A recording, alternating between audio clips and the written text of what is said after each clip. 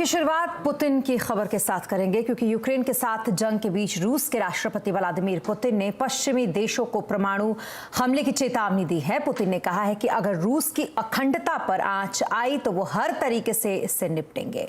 पश्चिमी देश में अपनी सीमा लांघ चुके हैं। पुतिन ने अमेरिका समेत पश्चिमी देशों को धमकी देते हुए कहा कि कोई भी परमाणु हमले की चेतावनी को हल्के में ना ले। उन्होंने ये भी कहा कि परमाणु हमले की चेतावनी कोई ड्रामा नहीं है। रूस पर खतरा मंडराया तो परमाणु हमला भी कर देंगे। इसके अलावा पुतिन ने यह भी कहा कि उनका लक्ष्य डॉनबॉस को आजाद कराना है। वो डॉनबॉस में अपनों की सुरक्षा के लिए हर संभव साधन जुटाएंगे। पुतिन ने युद्ध के लिए अधिक संसाधन और सैन्य टुकड़ियों को शामिल करने का ऐलान भी किया है। रूस में हथियारों के उत्पादन को बढ़ाने के लिए फंडिंग का आदेश दिया गया है। पुतिन ने 3 लाख रिजर्व सैनिकों को इकट्ठा करने का आदेश दिया है। रूस की चेतावनी के बीच आज अमेरिका के राष्ट्रपति Joe Biden UN general assembly को संबोधित करेंगे। पूरी दुनिया की निगाहें अब बाइडेन के भाषण पर टिकी हैं। और इधर अमेरिका और फ्रांस ने प्रधानमंत्री नरेंद्र मोदी की जमकर तारीफ की है। अमेरिका के राष्ट्रपति राष्ट्रीय सुरक्षा सलाहकार जेके सुल्लिवान ने कहा कि पीएम मोदी ने समरकंद में रूसी राष्ट्रपति पुतिन से जो कहा वो पूरी तरीके से सही था।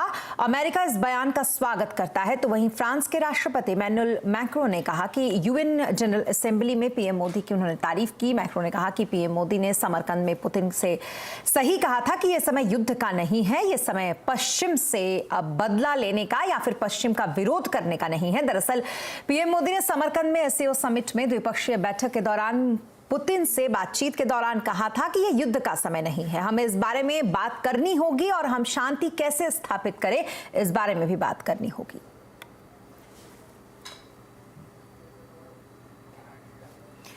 और अब बात करेंगे मॉनसून की। राजस्थान और कच्छ से मॉनसून की वापसी शुरू हो गई है, लेकिन अभी भी 8 राज्य में मॉनसून की बारिश में कमी देखी जा रही है। इसका असर फसलों की बुआई पर भी हुआ है। खबर पर ज्यादा जानकारी के लिए हमारे साथ हैं असीम मनचंदा।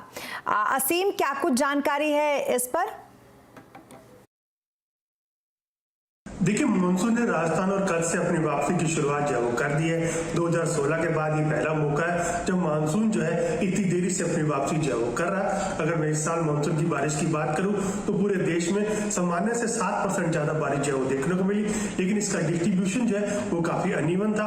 8 राज्य है जहां पर की मानसून की बारिश में कमी जो है वो देखने को मिली, जहां पर डेफिशिएंसी जो है वो अभी भी बनी हुई है।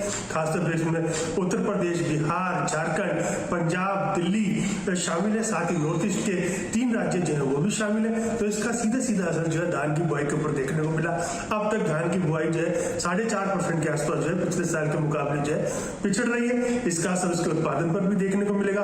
पिछले साल के मुकाबले उत्पादन जो है 6 से 10 लाख मीट्रिक टन जो है धान का जो है कर सकता है। सब्जियों के ऊपर इसका भी काफी असर जो है देखने को मिलेगा। खासतौर पर कई राज्य ऐसे हैं जहां पर आपको बाढ़ जो है देखने को मिली, लेकिन कई राज्य ऐसे हैं जहां पर डेफिशिएंसी जो है अभी तक बनी हुई है। जानकर मानते हैं कि मानसून के रिटर्न के बाद तो कोई भी ऐसा मौका जो है वो नहीं होगा जिससे कि बारिश का पैटर्न जो है वो सही जो है हो पाए। तो कुल मिलाकर के इस बार जो है उत्पादन जो है थोड़ा सा जो है घट सकता है, जिसका कि असर आने वाले दिनों में बढ़ेगा। जी, बहुत शुक्रिया तमाम डिटेल्स के लिए आपका असीम। और अब बात मार्केट की करेंगे। मार्केट फेड के फैसले से पहले कारोबारी हफ्ते के पहले दिन बाजार में उतार चढ़ाव देखा गया। मार्केट का अपडेट लेते हैं यतिन से। यतिन, बताइए क्या कुछ रहे आज मार्केट के हाइलाइट्स? तो देखिए, पिछले 1-2 दिनों से बाजार में थोड़ी मुनाफा वसूली का मूड है, थोड़ा बहुत नर्वसनेस है, क्योंकि आज फेडरल रिजर्व यानी अमेरिका की सेंट्रल बैंक का ब्याज दरों पर डिसीजन है। उसके पहले थोड़ी बहुत आपको बाजार में पोजीशंस हल्की होती हुई दिखाई दी। अगर हम एनएससी के एडवांस डिक्लाइन रेशियो भी देख ले तो 1:3 था, यानी 1 बढ़ने वाले शेयर के सामने 3 गिरने वाले शेयर। एफएमसीजी सेक्टर को छोड़ के बाकी सभी सेक्टोरल इंडिसेस आपको लाल निशान में बंद होते हुए दिखाई दिए। मोर इंपॉर्टेंटली अगर आप देखें तो बैंक्स, मेटल्स और फार्मा शेयरों में जम के आज बिकवाली का माहौल रहा। जी, इसके अलावा यदि आपसे सेक्टर्स भी समझना चाहेंगे, कौन सा सेक्टर्स आज तेजी में दिखा, कहां दबाव रहा? तो देखिए, अगर हम निफ्टी की बात करें तो यहाँ आपको एफएमसीजी स्टॉक्स का दबदबा दिखेगा। ब्रिटानिया, एचयूएल, आईटीसी जैसे स्टॉक्स में आपको 1.5 से 3% के बीच में तेजी दिखी। इसके अलावा बजाज फाइनेंस, फिनसर्व जैसे स्टॉक्स में आज खरीदारी का माहौल रहा। लूजिंग एंड पे आपको काफी सारे दूसरे स्टॉक्स दिखेंगे, लेकिन मिड कैप गेनर्स में अगर आप देखें तो सेंट्रल बैंक ऑफ इंडिया लगभग 6.5% ऊपर, Sterling Wilson Solar, Krishna Institute of Medical Sciences, Solar Active जैसे स्टॉक्स में आपको 5 से 6% की तेजी दिखेगी।